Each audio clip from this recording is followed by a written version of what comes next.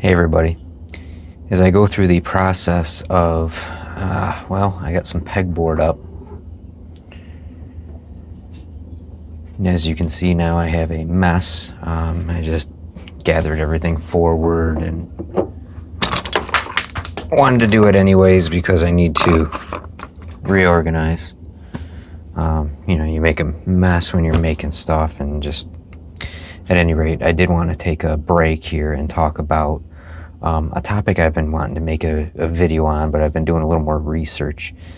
People come up to me and say, oh, you do wallets, what about incorporating RFID blocking technology? So I said, okay, well, let's look into this and see what it's going to cost me to get the material, and how am I going to do this? Well, here's what I found out. If you live in the United States, you don't need it. RFID technology, if you want to know whether or not your credit card has RFID technology, you're going to look for like a radio wave symbol on your credit card, and I think it's supposed to be at the top right symbol. I don't know because I don't have one, and in the United States there's such a small percentage of cards that have the RFID chip. Now you probably have a credit card that has a chip in it. That's called EMV.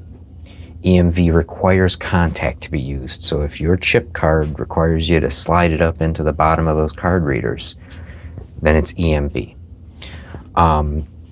There's a guy named Roger Grimes who's a computer security expert, and I wrote down this quote from him because I didn't want to misquote it, but he says in one of the articles I was looking at, there's probably hundreds of millions of financial crimes being done every year, and so far zero real-life RFID crime. Now I pulled, and I'm going to paraphrase a little bit because this was a much lengthier quote from him, but basically he says, RFID hackers must make sure that there's lots of people that are walking by with RFID cards. And again, in America, a very minimal amount of people that are doing that. There's a great chance that they're going to be caught on closed circuit television or like a closed circuit camera. Doing that versus the very real marketplace, if you will, of going onto the internet and buying X amount of credit card numbers and information, and then just hoping they work and hoping there's stuff on them. That's just a lot less riskier, and you can get a lot more credit cards that way. I'm not trying to scare people. This type of thing's been going on for a long time. When big corporations get hacked and that information gets out there, they can have old information.